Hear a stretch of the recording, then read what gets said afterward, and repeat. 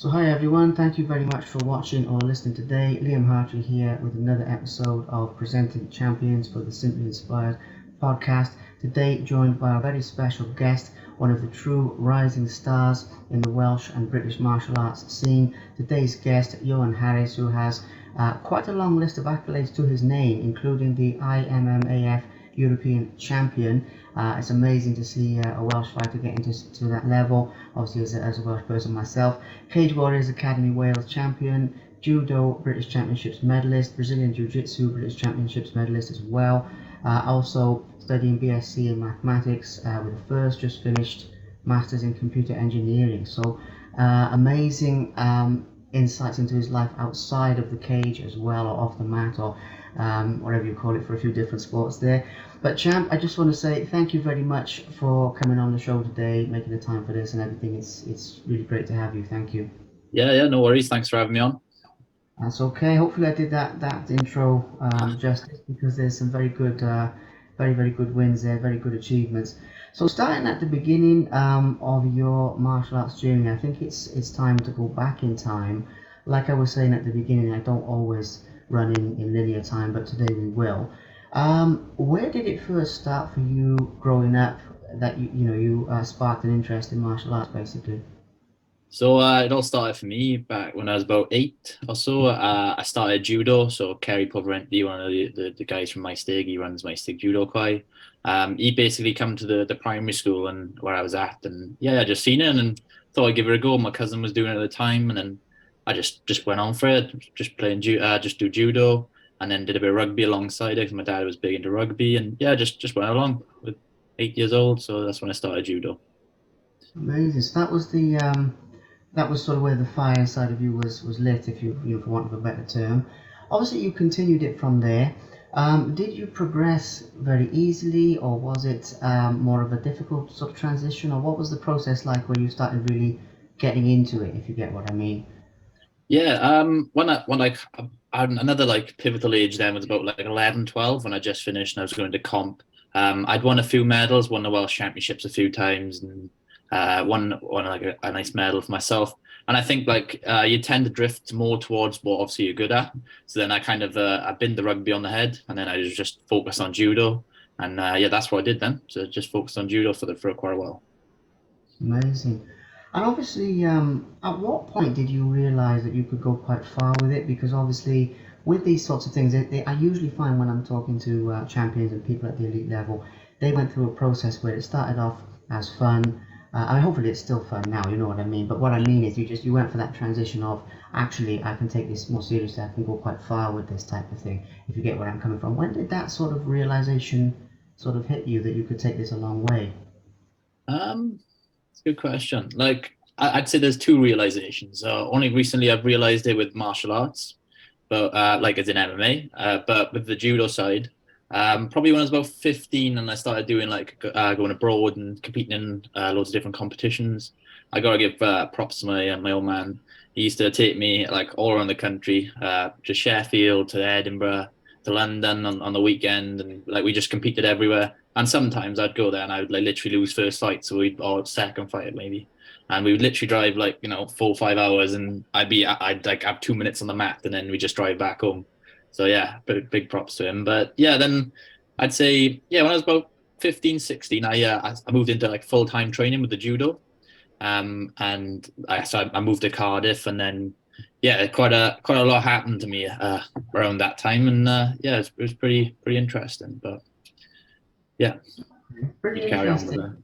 Yeah, it. no, it's cool. It's all cool. I mean, we're doing well so far. We're just, like I was saying to you when we were setting this up, I mean, it's just getting a feel for your evolution, I think is the best word for it, Yeah, really, and the different stages you went through. And remember, obviously you're still young yourself, but this is very inspiring to young athletes out there as well who are sort of up and coming, or, yeah. think of your 14, 15, 16-year-old self, and you're sharing some wisdom for those people as well. So we're doing really well so far. So yeah, you mentioned that time of your life was pretty interesting, and I have to be honest, that just kind of the way you said it opens up to a little bit more. Do you mind expanding on Yeah. that time a little bit when you were in Cardiff and everything? Yeah, so when I went through school, I was never. I'm not a smart person at all. I'm dyslexic for a start, and I was always in like the lower sets. And I kind of like judo gave me the work ethic in a way to like to show that like how to study. Like I kind of it translated a lot from like an athlete to education. So yeah, so I did that, and then I'd done my GCSEs, and I started just moving up the sets, and I ended up being in top set by like from year 10 where I was in bottom set to like top set in year 11. Yeah, so I got half decent GCSEs, and then I decided, as I mentioned, I went to Cardiff to train full time. So when I was there, I was studying A levels. So I did maths. I think I did maths, P, and then like Welsh back, and yeah, just training in Sophia Gardens in the Wiz, in Sports Centre Wales. We used to just train like in the morning, so it was like 7. You do like it'd be an hour of like technique, and then college all day or however long you were in for, and then strength and condition, then 4 till 5 food, and then it was back to training. So like it was a pretty intense schedule for quite a while. But just as I started that, so I'd started that. So when I was just turned 16, left school, and then I moved to Cardiff. So in the summer I was training, started in September. And then I had a fair few injuries. Let's just leave it at that. But no, we'll leave it at that. So I had a fair few injuries. First of all, I went out to Italy on a training camp, an Olympic training camp, being 16, and I was about 73 kilos I was fighting at. And so, yeah, so I wasn't really growing into the weight, let's put it that way. And when you're fighting men at that size, then it all happens. And I just remember getting beaten up like the whole time. But halfway through that camp, I actually managed to throw someone. And then next thing you know, I bloody broke my leg. So I did a spiral fracture on my tibia. So that's pretty gutting. And with the judo, they have like age bands, so it's under 18s or under it's like 17 and under. So this was like my final year of the cadets, as they call that, which I was really hoping for to go to like the Europeans, and there's like a Youth Olympics. So I had aims for them. And then so I'd obviously had 2 months out then trying to recover the leg. And I was still training, just like doing a body training, rope climbs, you name it. They go to college on crutches. That was fun. Yeah, and then after that, then I got straight back into it. So say January time, I come around and I was like, right, I missed the British Championships, and that was in December. And the guy that won there, I'd literally just beaten in September, but oh well, doesn't matter. So I was like, right, I need to get back on track. So that they do kind of like a European Cup style format with with the judo. So yeah, so there was a European Cup in Spain in Fungarola in February, and yeah, I went out there. Obviously, not fully fit, but I felt pretty confident in my own abilities. So yeah, I went out there, and then literally so I snapped my leg in October, and then in February, then I was first fight out, won. So I threw him with the Wazari, so it's like 7 points in judo, and then after that he took me back, and we both come down on my elbow, and I snapped my humerus, and then it like displaced, and let's say it was not funny. So yeah, that's only the joke I get. But yeah, so then that kind of like set me back again, and that just like crushed my goals for the rest of that year, because that was a long time to recover from that. That was about 4 months just to like actually, yeah, it's a weird break to have. But yeah. Yeah, that's brutal. I mean, that is something that's really. Well, no, I mean it's not funny at all. Obviously, I get the Yeah, fun, and yeah, fun is sort of funny in a way, but yeah, the situation's not, you know. And yeah, I mean, obviously, the thing to hone in on there though is obviously the positive side. You did come back from it. I mean, yeah, you did bounce back. Now, I think that this is an important lesson where sports sort of mirrors life in a way, you know, in the sense that we all have things that happen to us where we get knocked down and all this sort of stuff, whatever, metaphorically speaking, and we have to get back up. So in that time, did you doubt that you would come back, or was there sort of a process you went through? Or really, how did you mentally and physically recover to bounce back and continue competing and keep the belief? If you get where I'm going with this, yeah. this. No. Yeah, so yeah, I always just think like there's always someone worse off than you. So however bad your injury is, then there's gonna be someone that's worse than you, and it's like it's not as bad as bloody dying. So don't worry about it. It's not that bad. But yeah, I ended up coming back to judo when I was in the summer. So I done that in February, come back in summer, and then just trained again all year. through the last year of my A levels, and yeah, just but I knew like after the few injuries, I came back and I wasn't with the same. I always train hard, but it wasn't with this. I didn't feel the same intent, the same fire in me. And then once like I left, and so fast forward like 10 months to like March, where I kind of like was just edging out because of my exams and everything, and getting on with them. I knew like after that, I just didn't come back. I went. So I ended up going to Swansea Uni because I didn't get into Cardiff, and then I just drifted away from judo. So yeah. Mm.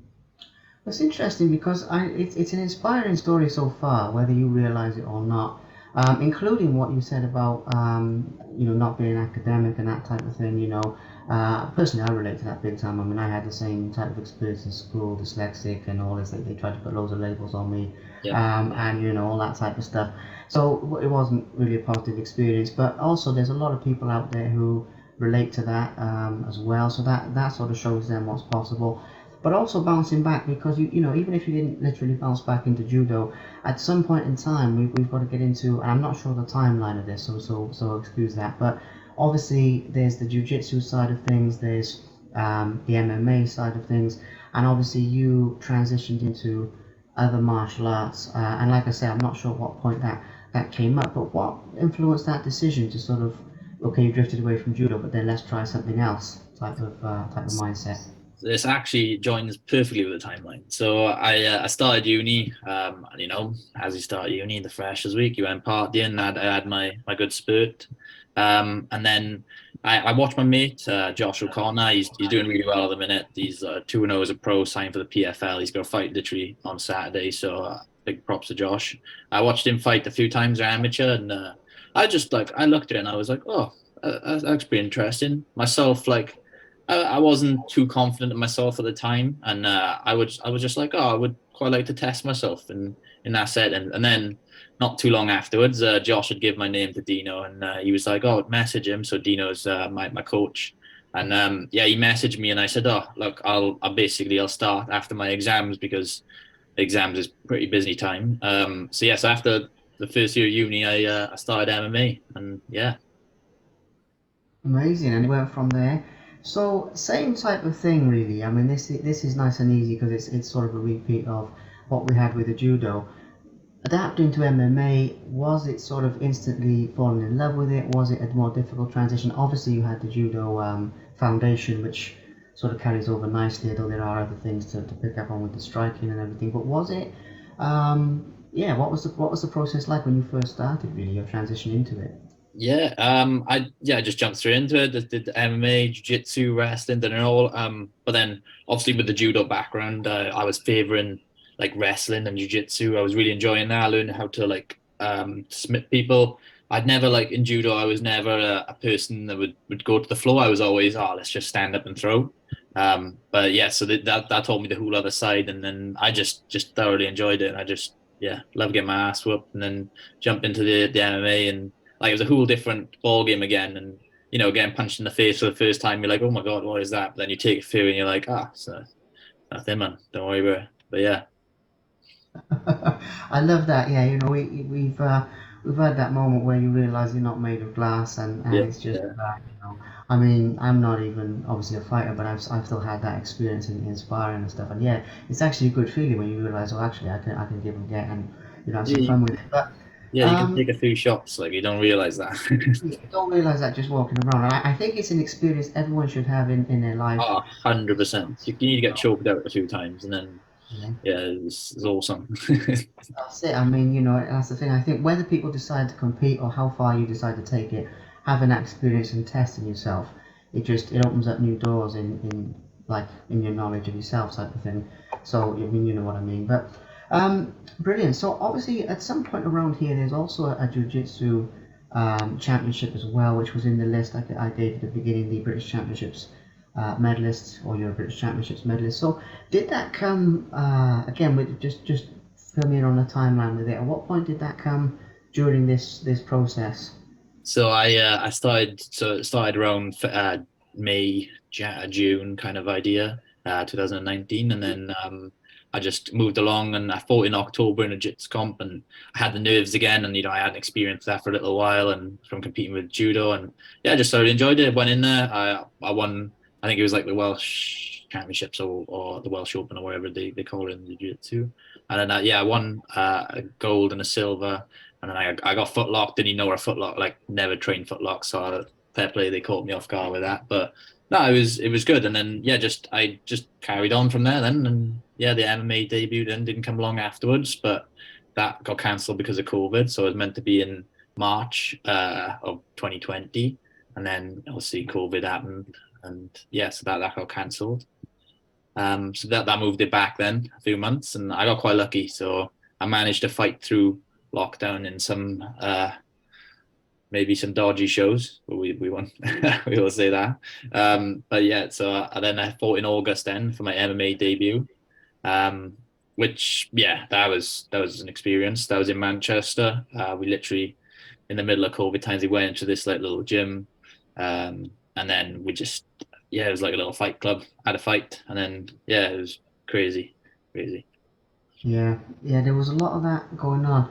I'll come back to that now in a minute, and we can touch on it a bit. I mean, obviously, as I always say with interviews, we never have to give away anything that you don't want to give away. I just think with a few of those, I mean, during the lockdown, they were sort of semi-underground type of thing. Yeah, So we yeah, can it's touch true. on that. But it's up to you on what you want to say. Before we get to that, though, I just want to go back to one other thing you said about the nerves and feeling the nerves again with jiu-jitsu, and this is a valuable lesson. It's not to dwell on the negative, but at the end of the day, athletes, they're human. A lot of people who watch the fights, they don't see that side of things. They don't see the training, they don't see the mentality, they don't see other fighters will know. People like myself who are around the camps and things in media will know, but people on the outside, they don't know. So when it comes to basically handling nerves, handling that type of thing, a lot of fighters will say, "Oh no, I don't get that." But when you're around it, they all do, even at the really high levels. It's all about how you handle it. So, in your own words, how do you keep yourself in a positive sort of headspace and handle nerves, handle pressure, handle all that type of stuff on the build up to like a big competition? Yeah. So back then, I had no clue. I was just kind of winging it, just going in there, just trying to do what I can, and yeah. But then, obviously, with that, with time, you progress and you kind of understand yourself a bit more. But the biggest, like, one of the biggest things I always think is you're not going to die, so just go in there, and it's going to be the same afterwards. Like my parents are still going to love me, my girlfriend will still be half decent with me, so that's the way I kind of think of it. But like yeah, so that's the idea of like focusing on what you can control. So like you don't control your opponent's reactions. They might knock you out with a head kick. It is what it is. Like you got to get on with it.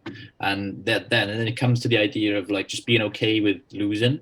Like that was a big thing that I used to fear a lot, was like, oh, I used to go into fights like not wanting to, so just like wanting to win all the time. But like, and then I kind of held back from what I could show. So that was a big learning curve for me, just to show, like, just go out there, give 100%. Whatever happens, happens, and yeah, it'll be fine afterwards. So that's the biggest, one of the biggest parts for me. It's a good way of looking at it. It's a good way of looking at it, and of course, it's a life lesson as well for people listening. But it's also, as I mentioned, it's something that's overlooked. I mean, the mental side of it, the mind game. I don't know if you've experienced this, you probably have, but I've seen it a lot of times with like different competitions where people come together, whatever structure the face-off is in, or whatever. You see the opponents in the same room, even, or it's different for different sports. But on the build-up to a fight, and you can tell oftentimes who's going to win or who's going to do well.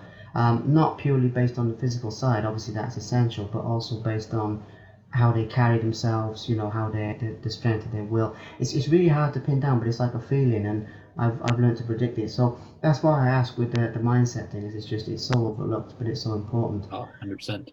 Coming back to the COVID times, obviously we're coming up on the European Championship and other things like that. But the COVID times, I don't mind how much you want to say about this, but I just think this might be a bit of a fun question, really, because some of the shows, I mean, at the time there was a lot of gyms, as you mentioned, doing sort of lock-in events and things like that, where people who knew the people could go, but it wasn't sort of advertising all this. There were various things happening, but during COVID, you obviously kept pushing through a time when everything was shut down. So that's a positive.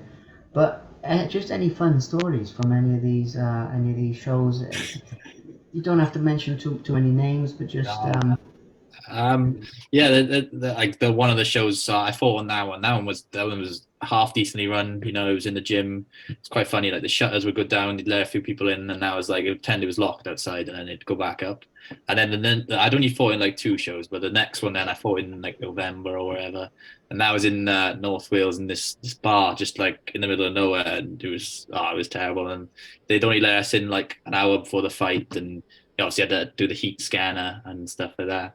But yeah, it was pretty like going from fighting in like that kind of environment where it's literally just like it was a cage in the middle of a bar. It had like one mat to warm up, and that was it. Like literally 1 square meter, and it was like, oh yeah, do your warm up on that. To then fighting in like Cage Warriors Wales or like the IMAFs where you have like a full set room for warm up and like for a warm up area. You can just chill out, and it's so much more professional. That was a big experience, and that was a huge change, and yeah, definitely for better as well. Yeah, absolutely. Well, it's quite something. I mean, that time. First of all, props to you for obviously keeping going, because I always said when COVID hit, it would separate the athletes who were dedicated from the ones who weren't. Now, obviously, you have to factor into that the resources people have, because not everyone had the resources. So I do respect that. But there were a lot of people that just sort of packed Yeah, it in and got fat, and had a few too many kebabs or whatever, and just and obviously they ruined their form, whereas obviously some people stuck it out and kept going. It wasn't easy. So yeah, that's cool. I've been to some plenty dodgy shows in my time as well, so I know how it goes, doing the photos and yeah, things all the way from the highest level you can go to, like world championships, all the way to like unlicensed shows and all sorts of dodgy things. Yeah, so I do get where you're coming from, yeah, but that's part of the fun. That's part of the adventure. yeah. 100%. It's part of the experience. Yeah, I mean, that's it. I mean, it's a story to tell, isn't it, at the end of the day? 100%. So obviously your sort of journey through MMA has been quite a rapid rise, I would say, all things considered. I don't know if it feels that way when you're sort of training every day and pushing forward, but from the outside looking in, it certainly is a rapid rise. So we come to a couple of your big achievements in MMA. Obviously, we've got the Cage Warriors Championship, we've got the European Championship is a big one. So with this, same type of theme as the rest of the talk. I don't have really narrow questions about it. I just would like to hear your feedback on how it feels to win, some very, very big, very prestigious competitions like that. Now, I will precursor this with obviously the best is yet to come with you. So we'll come to the future in a moment.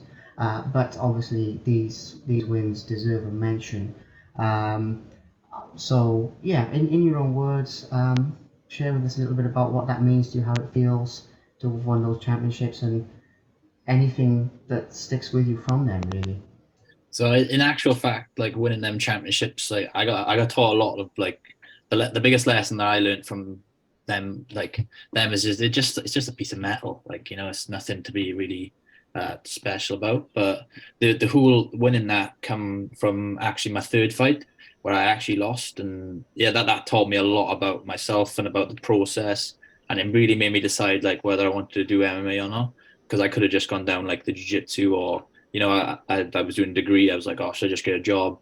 Blah, blah, blah, blah. But no, it really made me decide. And then I had a few fights, and yeah, and just like in the lead up to the Cage Warriors one, I started reading a lot of like philosophy and some different stuff about like some different like Stoic philosophers and some Joseph Campbell, and like it just really just changed my mindset. And then that's where the achievements come then. And I was just focused on like myself and not other people. Like I just stopped caring about what people think and just going out there. I had to go, and yeah, winning the Cage Warriors Wales Academy Wales title, that was pretty cool, with all my mates there, and again it's just like all this is amateur, so it's just a build up for as we say, the bigger shows, and that's what I'm aiming for. Mm, absolutely. Well, there's a couple of very valuable lessons there just to highlight before we move to the future, which is really the last phase of this. One of them obviously is the whole mindset thing, and reading and changing your perspective on things, and obviously knowledge and knowledge is obviously knowledge has to be applied, but knowledge is power as long as you do apply it. So that's a valuable lesson. And what was the other thing? Oh yeah, and when you said about should I get a job or should I continue, that's a fascinating one because when I've had so many champions on here, that's a crisis that I think a lot of people go through at some point in time. I mean, obviously it depends on people's lives. If people have like kids younger or things, they might have to do that and train, or it depends on the decisions you make. But it's still a process people have to go through. So I find it fascinating that you brought that up as well, like the idea that actually I want to continue with this instead of go down an easier path. It's completely like a valid option for me. Like I know I have a master's degree, and I was doing a master's degree, and people were like, "Oh, what are you gonna do?" And I was like, "Nah, nothing. I'm gonna go and try and fight." But before when I started uni, that was my mindset. My mindset was like, "Oh, I want to earn money. I want to get this." I thought that money was like the overall goal, but then I realized that it wasn't. And the idea is obviously like they talk about like the rat race. Like you obviously want to keep buying more and more stuff. Like for me, that's not what I want to do. So, and then it made me realize that. So when I finished my masters, I was like, I'm done with that. I want to chase what I want to do, and yeah. But in actual fact, I will bring up another point. That was an interesting thing. Finishing my masters. So I finished my masters in September, and then I fought on the IMAFs in September as well. So I had my deadline for my dissertation. Literally, it was when I meant to be out there in the IMAFs, so I had to finish that beforehand. So that week was, the 2 weeks there was pretty crazy. But yeah, yeah, writing dissertations and then going to the IMAFs and doing all sorts. But yeah. That is wild. I mean, it's funny how these things come together. A lot of times, I've had that a lot in my own life. I've heard that with other people where, you've got to deal with a bunch of important stuff all together, and then other times it's quite quiet. I mean, it's just weird how that goes. But very cool story, and obviously, um, what can I say? I mean, congratulations on following your heart. Really, I mean, it sounds corny and everything, but it's just it's one of those things that you've got to do in life. I've done it myself with the media side of things. It was actually the same type of process, and obviously I ended up working with Tyson Fury and Floyd Mayweather and Roberto Duran and all these guys. And I don't say that to a lot of people, but I'm just because obviously it's not about me, it's about you on here. But I'm just saying that process, it does pay off in the end. And I've been around the game long enough and interviewed enough people, met enough people to know that it does pay off. But when you take that plunge, obviously it can feel a bit like you're stepping off a cliff and building a parachute on the way down instead of having it ready when you jump off. So I totally get where you're coming from with that. Um, but there's a very, very bright future there, which obviously leads me to the next thing, and pretty much the last thing, because well, actually saying that, but before we get ahead of ourselves, we need to hone in on the IMAFs as well, Yeah. because you won that. I mean, European champion. It was amazing, and I've got to be honest. Obviously, as a Welsh person myself, and there was a degree of pride, seeing you win that, and I just remember. The excitement around it, and obviously Ricky Wright, shout out to Ricky Wright, the MC, he had the photo of you in the cage, didn't he, and all that type of stuff, and it was just a very cool atmosphere around the whole thing. So what was your thoughts on winning that? I mean, I know you say it's a stepping stone to the future, but it's a big thing, the European Oh, champion. How does it feel? yeah. So the IMAFs was awesome. Like I couldn't ask for anything better than that. Like 5 fights in 5 days. Got to make weight every day. I will be honest. I am not 77 kilos every day this week. Right now, I am not 77 kilos. So that was fun. I had to lose the water in the night, go to bed. And then like one of the worst things was you'd finish fighting and then they'd be like, all right, usually I'd be like cookies, ice cream. Yeah. But no, it was like a Lucozade and a banana. And then I was like, oh, yeah, done now. And then like sitting around eating salads while everybody else was eating pizzas. But then obviously like I was still in the competition, so that's the difference and whatnot. But yeah, it like the IMAFs was awesome. It taught me more about the process of fighting and like it really did expand my mind again. And just refining the process of like before a fight. So yeah, that was the big part. And then yeah, winning the IMAFs. Yeah, that's like it still feels a bit like it was well, obviously it's been like 6 weeks now, but it still feels a bit like I don't fully understand yet. I'm still like, oh, it's just a bit surreal is the word I was looking for. Um, But yeah, like, and yeah, shout out to Ricky because he got told off after that. Mark Goddard was like, Ricky, come here. And he was like, can't be doing that, having photos with the fighters in the cage when you're an MC. But yeah, it was good. It was really good. Yeah, I didn't know that actually, but I got the vibe that he sort of stuck his neck out. But he was just he's a very proud Welshman as well. Let's put Oh, it that way. So I 100%. think he was just over the moon about the whole thing. But anyway, but yeah, an amazing achievement, European champion, and it was something that for me as well personally caught my eye, and obviously wanting to do this interview as well. It wasn't the only reason because I'd heard bits and pieces of things you've been doing before, sort of on the grapevine, because obviously the fight world, it can be quite tight knit with everybody knows everybody else. But so I'd heard bits and pieces, but when you won that, I thought, you know what, this is really the time to, like, a good time to get him on the show, because it's obviously a big achievement there, but it's also going to sort of springboard you to more things to come as well. So it's a nice balance. So that is, going back to what I was saying before, that is the next thing. Excuse me, I've still got occasionally cough from the COVID, but yeah, the future plans, the future plans, where you want to go from here, where you want to take it, the dream, what's lighting your fire now, all that good stuff would be great to get into. Yeah, so the next plans for me is just to go pro. So I already signed with a management company beforehand. So Rubai Sports Management is the guys that's managing me. But yeah, so the next couple of years now will just be kind of building myself, just getting better. Like that's what I'm focusing on at the minute. Like, I don't know, like after the IMAFs, I was like, right, on the rest of the year, just getting better. Like I just wanted to improve my game and then be ready to go pro. So yeah, so the next year will be like just have a little see what offers come to the table. Obviously, as you mentioned, winning the IMAFs does set me up pretty well with the organisations, and yeah, I got a few in mind. I would a few goals in mind that I'd like to tick off, but I'd also like to add that like I'm not I'm not one of the people that's like a be all and end all of the UFC. Like I just want to fight, earn money, and just just yeah, just have a good living off it. And like that's the main goal for me. And just win a few fights, win a few championships, and yeah, for the fight forever. Like PFL is a really interesting one for me. One championships, another cool one. I would really like to fight in like Japan or somewhere in Asia, just to experience it all and just take in a different style and different fight game. Yeah. Yeah.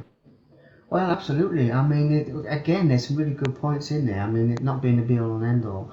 I'll tell you something, which you'll sort of probably already know this, but it's also good for our viewers. The amount of champions I've had on here have won the most stuff now. So there's obviously people who win some stuff, but then people who won the most stuff. What do you know what they all say? One of the things they all have in common is they all say pretty much that. It sounds really weird. They all say, actually, I'm enjoying the process, getting better every single day, doing what I love to do, and basically taking, baby steps, taking it in bite-sized chunks, and you look back and sort of realize, oh, actually, I've won a bunch of stuff, I'm doing really well, Yeah. versus people who make each individual win like super important and put the pressure on themselves. And it really surprised me actually, but that sort of excuse me, that thing about being in the process is really valuable. Um, and yeah, I mean, fighting in Japan, what can I say? I mean, that's like, or anywhere in Asia, I mean, that's like the mecca of, Yeah. like, Las Vegas is for boxing or whatever that is for, or New York is for Oh, boxing as well. Las Vegas would be pretty cool as well. Like, don't get me Yeah, wrong, but yeah, but yeah, it comes to add on to that point. It's just like you think of every day as a life, is how I think of it. Every day is a life, and just gotta grind every day and just keep going at it. Yeah. yeah, that's it. Just get better and better and take it to the top. And obviously, these things are important, visualizing and setting goals. It's all very important, but being in the process and enjoying it, that's a really valuable lesson because every day is what you're actually experiencing. I mean, it's being too far off in the future. That's a different thing. But yeah, it's amazing. I think the future is very bright. I'm not just saying that. I mean, I really do feel that because of everything you've done so far, the dedication you've got, the mental and physical preparation. So what I'll say is, a few more fights down the line when you're pro and when in one of these big organisations, we can do another one of these and sort of update on how it's going. In the meantime, though, the last thing I'd like to mention pretty much before we wrap this up is I'd like to give a thank you to people who support the lives of elite athletes, basically. And obviously, you've heard the saying, no man's an island. At the end of the day, it is only you and the other guy in the cage, deciding what happens, and obviously the ref, but, in terms of the fight, obviously deciding what happens. But there are still a lot of people who are behind the scenes who put a lot in, and I think it's important to give them a mention because they're often, they are just that, they're behind the scenes, they're doing good work, but not everyone knows. So are there certain people that you would like to give a shout out to, give a thank you to, anything like that? Yeah, 100%. So the first people I gotta give a shout out to is my parents. Like, after finishing uni, I moved back home with them. So, and they're really helping me. Just not like they live like let me not pay rent, and I'm really grateful for that. And just I pay all my other stuff and whatever. But yeah, they're just so helpful, and yeah, definitely would like to thank them. They're awesome. And then another big shout out is to the gym. So 2-4 martial arts, like Dino and Omi, they like sorted me out. They got me set up with some like coaching, so I do some of the fundamentals of jiu-jitsu on a Monday, Wednesday, and Friday. You should come down if you're in Swansea. But yeah, it's like they got me set up there, so I got a little bit of income coming through there. And as you mentioned, like it's not a glamorous life starting out fighting. So yeah. Absolutely. Well, it's good to give them a shout out as well, and obviously, anyone else as well. They all know who they are with. Yeah, all good. Sorry about that. No, it's all good. You did say so. It's cool, man. These things happen. Like I say, obviously, when you're doing these talks, I mean, it is like a window into people's lives in a funny sort of way. So obviously, things are going on around, so it's no drama at all. We won't do much longer anyway. So yeah, so we've done the thank yous. So in all fairness, that is pretty much the end of the talk. Really, I mean, there's not a lot else to cover. Obviously, we've touched on a lot of the competitions and things. We've touched on the highs, the lows, a little bit on the mindset and everything. So I'm very happy. The last thing for me to do to wrap it up is just to say thank you for your time and everything. Thank you again for coming on, and it's been absolutely awesome talking with you. And thank you for sharing everything you shared and being an open book as well, because it can be a bit nerve-wracking being on these. But Yeah. thank you for sharing everything. Just thank you anyway. Big thanks, and thanks for having me on. And hopefully again we'll talk again soon. And I've got a lot more to talk about as we mentioned. I'm only young, so Absolutely.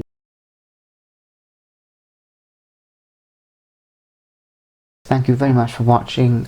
Please subscribe to the Simply Inspired YouTube channel, and there'll be more videos coming soon.